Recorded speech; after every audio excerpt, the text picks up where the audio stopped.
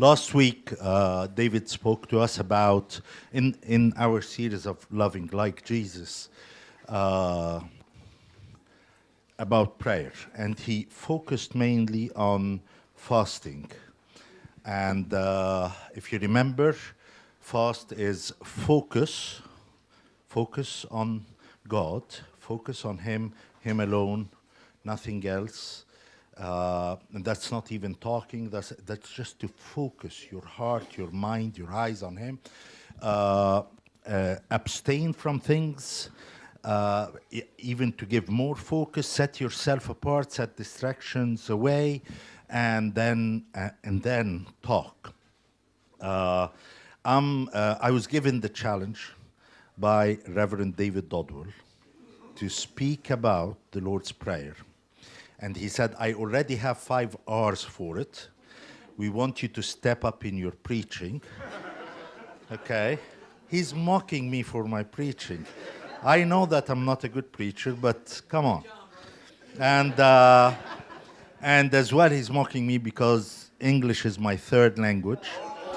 So he said, you need to at least put some alliteration, and actually it has to be ours.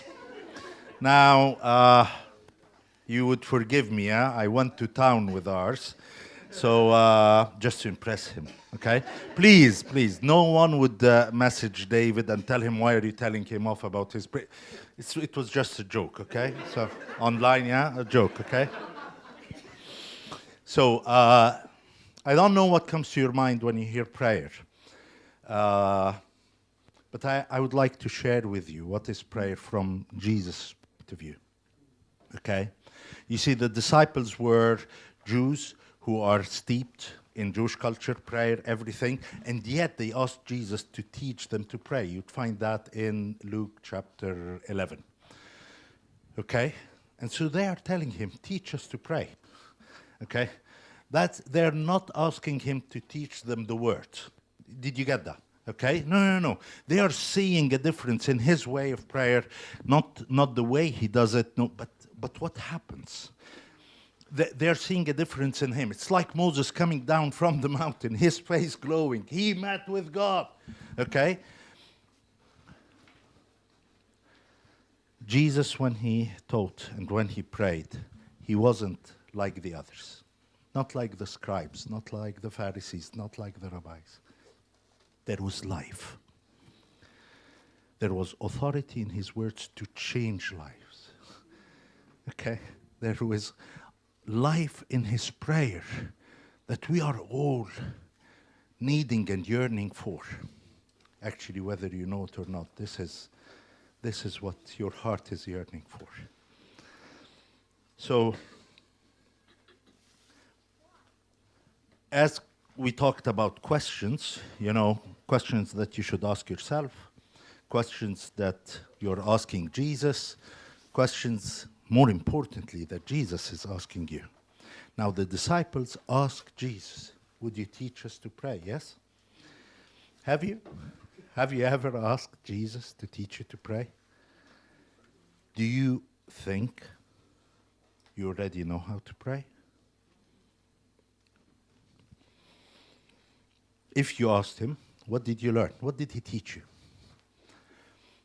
And if he taught you something, did that impact your life? Was it just head knowledge? Did it change your life? And you see, if that happened, have you asked him again? When was the last time you asked Jesus to teach you to pray, teach you to know the word, teach you to have a relationship with him? Good questions to ask yourselves, and maybe even to act on, hopefully. So we'll read the Lord's Prayer, and I'll go through it quickly because that's just as much as I was paid for, okay? So, that's from Matthew. Our Father in heaven, hallowed be your name. Your kingdom come. Your will be done on earth as it is in heaven. Give us this day our daily bread, and forgive us our debts, as we also have forgiven our debtors. Lead us not into temptation, but deliver us from evil. Let me be hopefully clear and very quick. This is not, as we do it, and I'm not against doing it, this is not a prayer like an amulet or whatever that you just keep repeating. No, no, no. This is, in our Middle Eastern way of teaching, it's concepts, principles that you should ponder on and move from, okay? So this is not that, you know, you would go, you made a sin, and then you would pray the Lord's Prayer 17 times or 25. No, no, no, that's not the issue. The issue is to really think about what he's teaching you. The evidence to that is that when Jesus prayed, John 17, for example, he didn't say that prayer, okay? I'm not against that you would repeat the prayer. Please, I do. I go through the prayer every day. But here is this. He's teaching that prayer in the middle, bang in the middle of the Sermon on the Mount, 5, 6, 7. And everything in that whole sermon relates to the prayer. And the key word, it's repeated 17 times just as Father, okay, is that word, 17 times. And then you have God and Lord another 6 times. 5 of them are God, okay? Does that tell us anything? Now you come to heaven, okay, and our Father in heaven, yeah, 26 times, I think. So do you see the focus? The focus is this, is to know the Father who is in heaven. If you get that, if you live for that, everything will flow and follow absolutely perfectly. If you don't get that, yeah, don't worry, everything is already gone. Okay? No, no, honestly. Jesus came to reveal the Father. That's what he came for. You know? If you're not getting that, and you're not getting your relationship with the Father, you're not in Christianity altogether. I mean, it's not a religion, it's a relationship. First R, yeah? R. Yeah, under, yeah? Okay? So the whole thing is based on the first half of the first verse. Father and heaven. So when you go over Matthew, okay, keep underlying this, okay? And when you focus on him, remember what David said, you get a revelation. And when you get a revelation, here is what happens, and the Bible tells us, you get renewed or transformed by the renewing of your mind.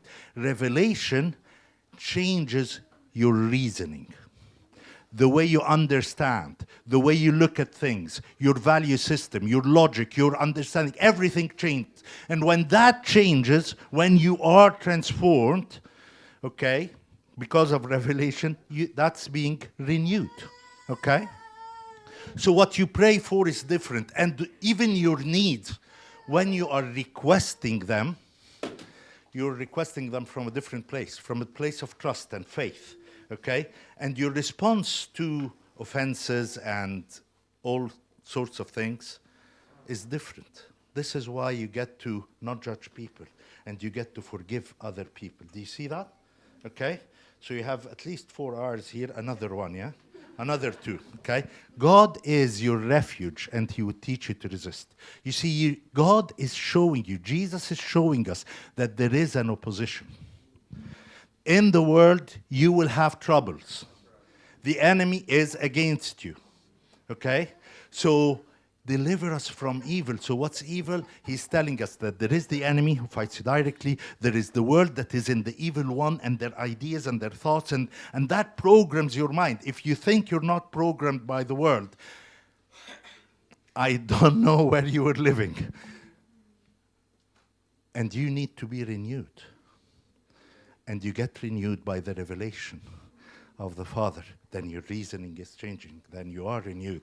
Then the way you live and the way you respond and the way you, even about your needs, food, drink, yeah? Oh, but you're looking at them and you're relating to them, another are relating, okay?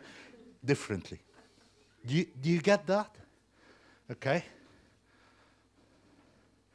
So that's the thing. You get to learn how to resist the enemy and how to have your Father as your refuge. Okay?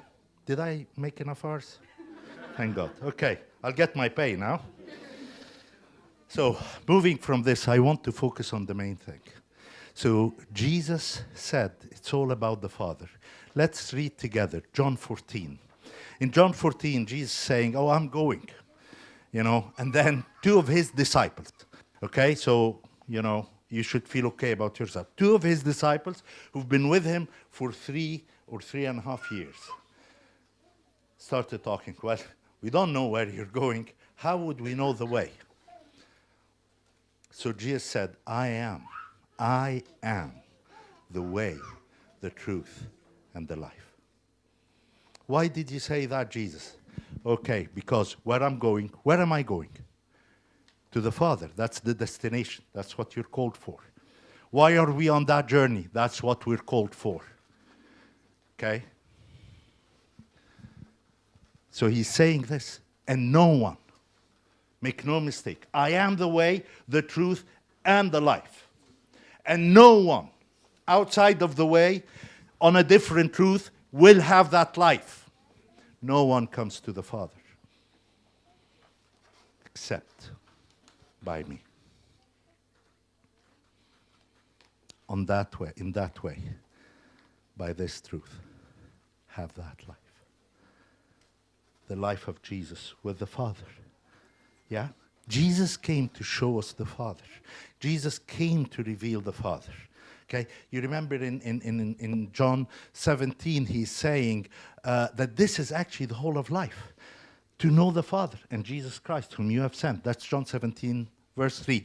Later, couple of verses, he's saying, I manifested your name to them. Later on, I think in the 20s, he's saying, I revealed your name and I will reveal your name. By the way, name is character as well. It's the person of someone. It's not just a name. Okay? That's what Jesus came to do. Jesus showed us how to live, and he's saying this about himself. I only say what I hear the Father saying. I only do what I see him doing. Oh.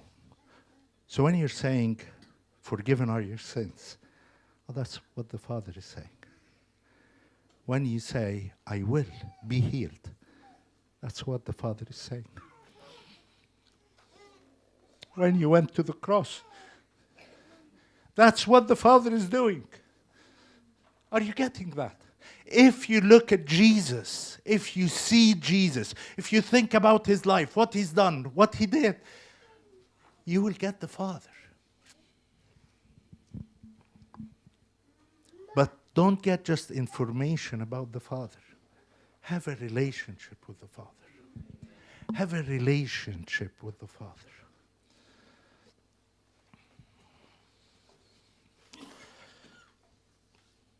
There is a parable in Luke 15. Am I right? Luke 15. And the parable is divided into 3 portions. And one is the lost sheep, and then the lost dirham or the lost coin, and then called the prodigal son or the lost. If I'm going to fix it on the children, it would be the lost sons. But I think what is more important is the Father in that parable. And it's the good Father. That's the parable of the good of God, of the Father heart of God. You see, if you are like a sheep who doesn't have a lot of will and understanding, and you get lost, he will come after you. Amen. He will come after you. But as a human, you have will. And God respects that and gives you your freedom. As a coin, that was, by the way, not a coin, okay? That was a very precious coin that would be like her dowry. It would be put as well on her tiara or whatever. That is what would get her to get married, okay? This is why she's looking for it. And this is why, come with me and rejoice. When you read it just as a coin, okay, found the coin. Will I go and rejoice with her? Because she, no, okay? So you are his prized possession. And he is the good shepherd, but he is as well the good father.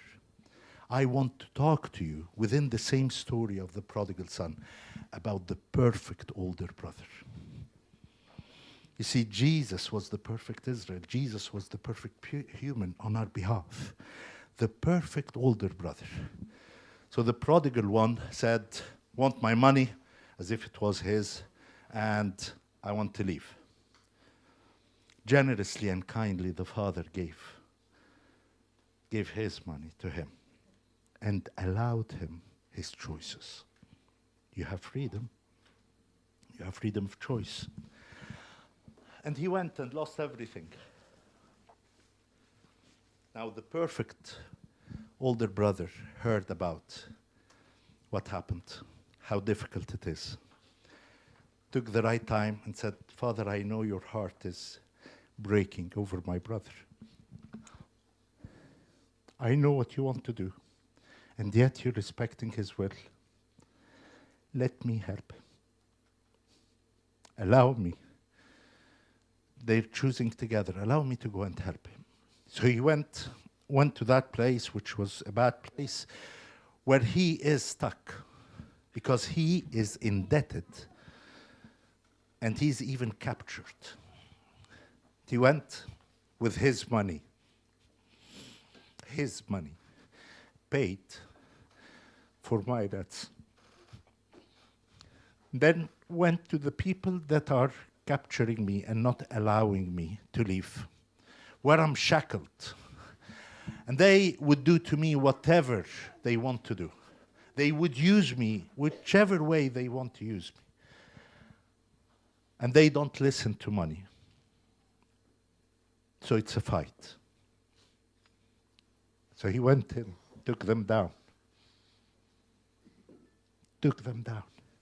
undid my shackles. He rescued me. He freed me from my bondage. He paid my debt. And then he said, brother, it's not good for you to stay in that dominion. You'll be taken down again. That's not your place. Why don't you go back to your father? So he transferred me from the kingdom of darkness. Listen to what how Paul is writing this in Colossians 1. Into the kingdom, not of light, of the Son of his love. He's returning me back to my father's domain, my father's kingdom, and returning me back to be the son of his love.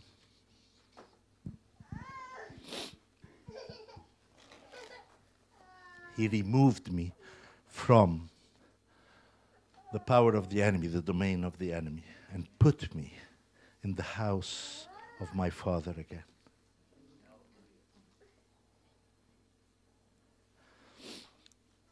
And he reconciled me to the Father. I owe the Father a lot of debt. He paid for my sins. He gave me righteousness.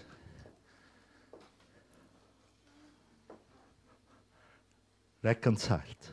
Now we don't have any issues between us. Now we have peace. But that wasn't enough. You see, the Father was the one who ran, was looking for the prodigal son, saw him as far as possible, and he ran. He ran. You wouldn't understand this, but in the Middle East, and especially at that time, our dress code, and still till now, is like a dress, yeah? And you cannot really run in it. So you have to pick it up, okay? Yeah? And run, which means your legs are showing, which is not a very dignified thing, and running is not a dignified thing for such a father. He didn't worry about looking dignified. He is a man of honor. He ran to his son. In the parable, in the original parable, he ran to his son because otherwise he could have been judged and condemned by the other villagers. He protected him from that. He ran to him and he kissed him. He embraced him. He fell on his neck and took him into his arms. He's still filthy from the pigs.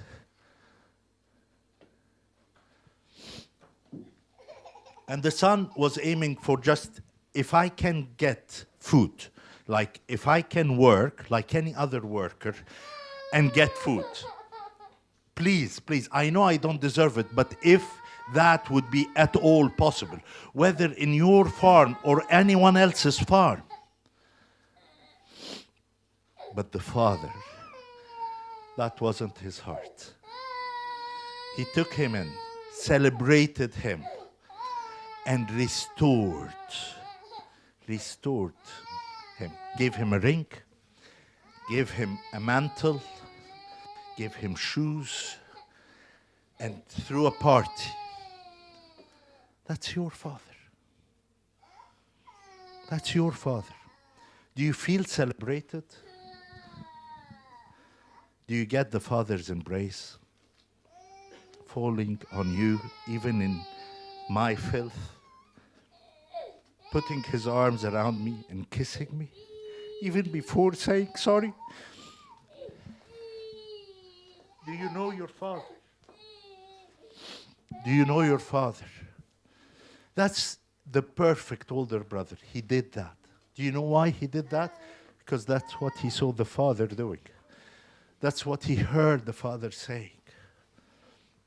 That's the image to us. Jesus, as the God-man, he's trying to show us this. But it's reality as well. It's the Father and the Son choosing that together.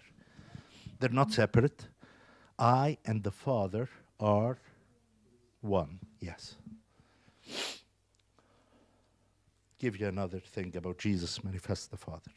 See, Jesus created all things. All things were created by him and for him, Colossians. But as well, John in chapter 1, he's saying that. Do you see this thing about you being created, and you know that you've been created in the image of God? Who is the image of God? Jesus. This is what you're called for. This is the life that you are invited to live like Jesus, to live his life. Can you even imagine any better life, any more meaningful life? Do you see what you're called for? You're given to be his image, his representative, but not just that. You're given to bear his name. You know, look, I'm wearing, for those who won't be able to see it because of your Ralph Lauren t-shirt. Name. And when we have an or you're working in a great company. What's the company that you work for? Your company that you work for? Yeah, Goldman Sachs. You know, if I'm working in Goldman Sachs, you know,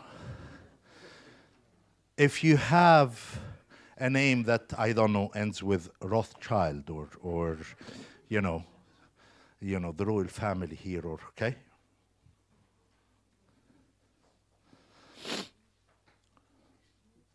When you buy a painting, a lot of us would try to think and look like we understand art and so on.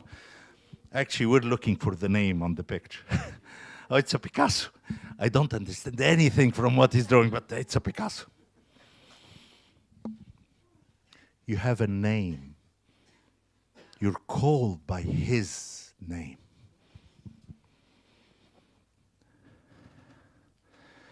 But it's not just a name that, like a badge.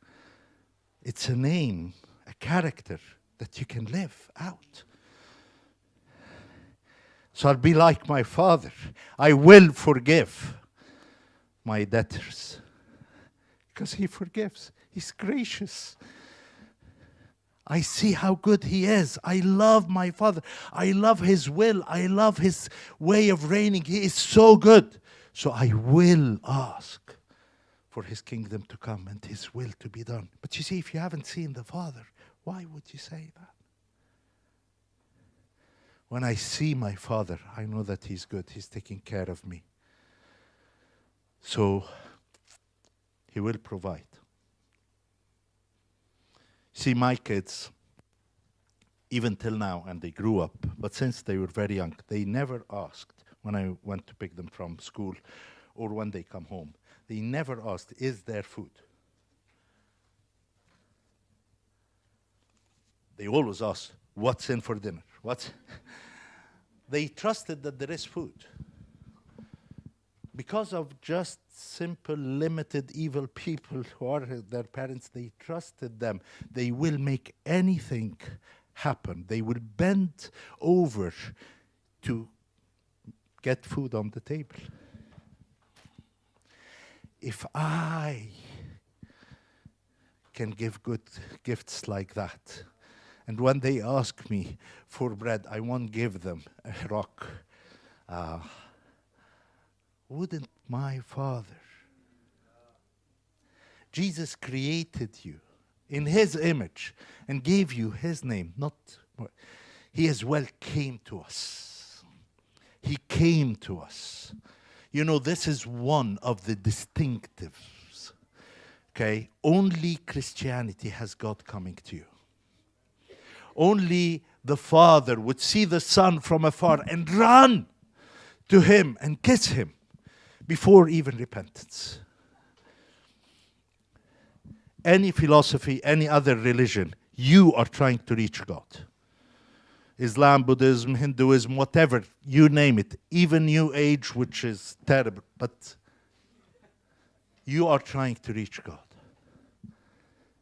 Only the true living God, only the true love would come to you in your filth, in my filth. Do we know our Father? Do we know our Father? Do we know Jesus? When you're reading the Bible, you're reading His words, you're reading as well about what He's done. Are you seeing the Father? Are you seeing His character? Are you seeing His will? See that blind guy, okay? Bartimaeus. Jesus passed him. And you think, that's not very kind of Jesus. Didn't He know that Bartimaeus was there? Well, if you think of Him as omniscient, well, He knew. He knew Bartimaeus, He knew he was there. Didn't He hear the crowd shutting Him up? Yeah. Don't miss the end of the story. Bartimaeus came to Him, and Jesus was the one who called him to come. And then He said, if you want, if you will, you can restore my sight. You can give me eyes. You can open my eyes again. And Jesus said, I will. Do you hear your Father telling you when you're blind? When you can't do something like this, out of your ability altogether, I will. But everyone is shutting me up, I will. But I lived all my life like a beggar, I will. Do we know our Father? Then His cross and resurrection, the salvation that you have. And the beginning of salvation, or we usually divide salvation into three aspects. Justification, that you've been set righteous, set justified. Your debts were paid, everything was cleared. You are now a free person. But then the second part is sanctification, transformation. And not transformation according to your mind, transformation according to His will and His purpose and His design for you. That's what Jesus did on the cross. You will only be able to have resurrection power because of what God done for you. What God has done for you is your way forward. But it doesn't even stop at that. There is the last part, glorification. Where you come back home.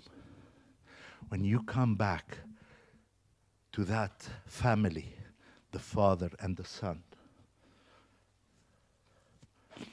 Do you know Jesus? Do you know what He's done for you? Didn't stop there. His ascension and intercession. As He ascended, He sat far above all powers, all rulership, all authorities, all everything on the right hand of the Father. And the Bible says, interceding on our behalf. I want you to imagine a courtroom. And there is the accuser accusing you of all sorts of things you've done or whatever. Okay? Who would stand for you? Who would stand for you? Who would defend you?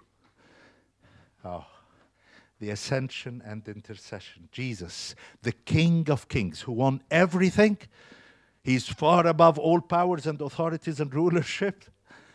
But as well, He's your high priest who knows our weaknesses, who empathizes with who we are and intercedes for us.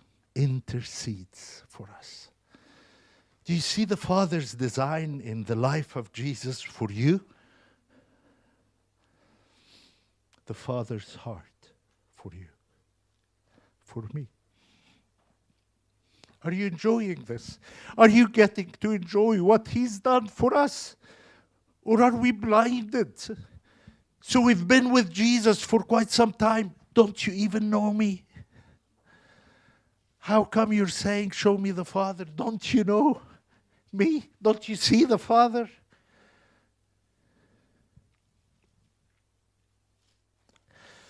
Let me finish with these three things. And I hope at least you would get to focus on these. You are chosen. That is clear in creation. Do you understand that when God created you, Jeremiah 1 and Psalm 139. Look in Jeremiah 1, He's telling him, before you were formed in the womb, I knew you. That's not because Jeremiah is better than all of us. No. That's how God created each and every one of you. He knew you. He chose you. He knitted you in your mother's womb. Psalm 139 says that. Now, the word ruined what's God's design. But God came to restore it. You are chosen. You are chosen. You're not an accident. And you're not a mistake. Okay? And you're not an extra. When, I don't know who of you, but when we were young, see, I have two left feet when it comes to football. So, especially when I was young. So when we come to a game, there would be, let's say, we're going to play 5 against 5. And there would be only 10 people. And they start choosing the two best players, okay? So, David against Harry. So David would say, I'll have Alan. And I'm standing there. Hello, ma'am. Okay. And then Harry would say, oh, I'll have Ola. I'll have this, I'll have that, okay? And then the last one who lost the coin, okay, ends up with me. Not chosen.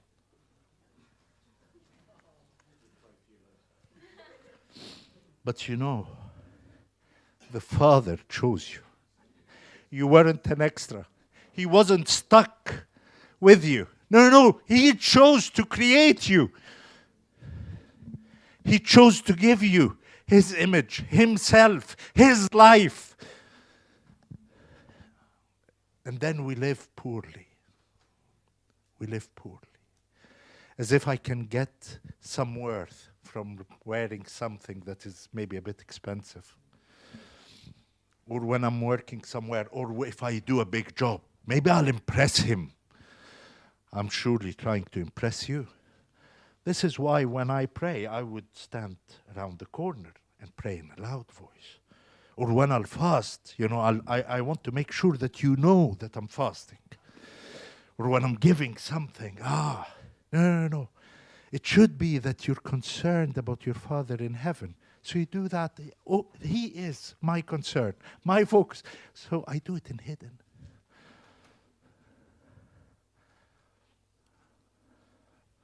You are chosen. You're chosen. You're so valued that you've been carefully crafted and knitted. You're not a mistake. The second thing is not just you're chosen, you're adopted. Even when you messed up everything, you are adopted. Someone came with the highest price. Read in Peter, you are redeemed by precious, precious blood that never gets defiled. You are adopted. The adopted kid gets all the rights, even more than the natural kids in that time in the Roman adoption. You are adopted to be his son. You're restored to that calling, to that life. You see, when people adopt now, they don't get to know the outcome. So we say in Egypt, it's like buying a watermelon. You don't really know whether it will be sweet or not until you open it. But when you're adopting a child, you don't know. How would they, even when you're getting a child, you don't know. How would they turn out to be? Would they be good? Would they be bad? Would they respect me? Would they be worth loving? Not us. Not us. God is omniscient, sees everything. He's the eternal, everlasting. He saw all my sins. He saw all my shame.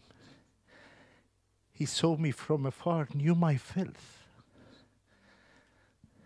and chose to die for me on the cross and resurrect me in him and have me in his embrace. He adopted me by choice, knowing all my stupid things in all of my life. You're not by chance, and it's not that he doesn't know who you are. He knows you very well, and he still chose to pay the price and adopt you as a son. The last thing I want to leave with you. You are a delight. You are a delight. Not because you're amazing, by the way. No. Okay? And you are celebrated by God.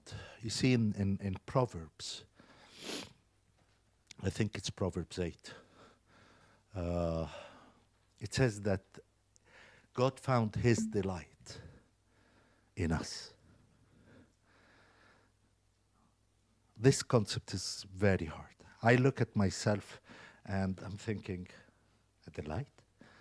I don't even delight in myself. What's that? My ultimate hope is that Susie, my wife, would sometimes, when I'm doing very, very well, maybe, that's according to my mind, that's not her, that she would have a bit of joy in me or happiness, But delight, like really. But the word of God tells you, I see in you my delight. In Zephaniah,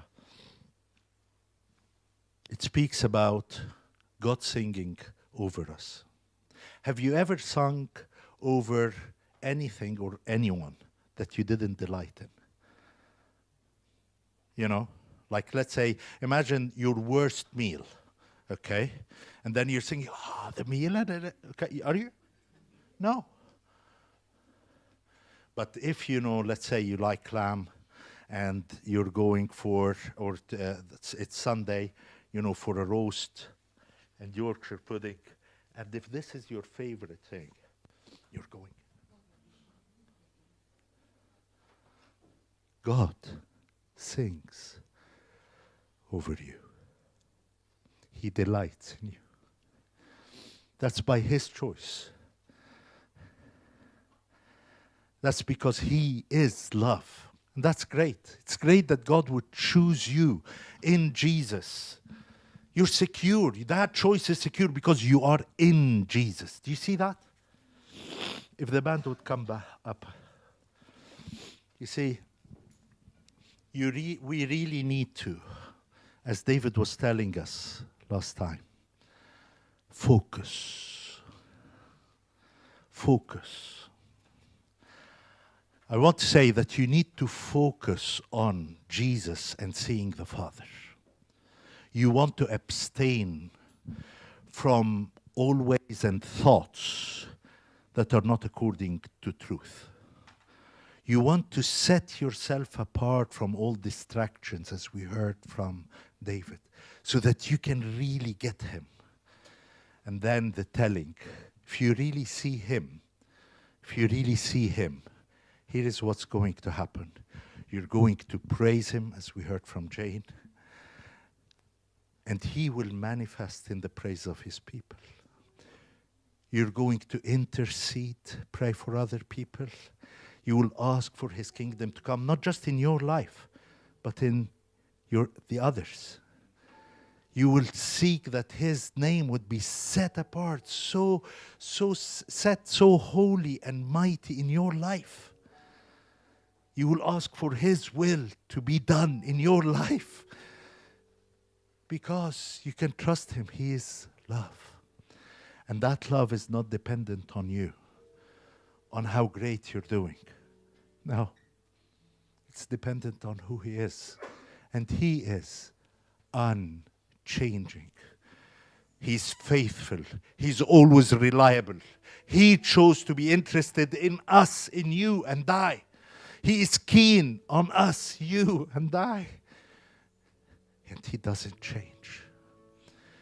He paid the price, paved the way, made everything so that it would be possible that you would become a son, a child of God.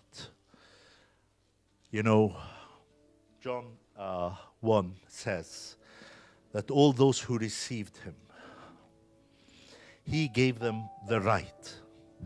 In other versions, He gave them authority to become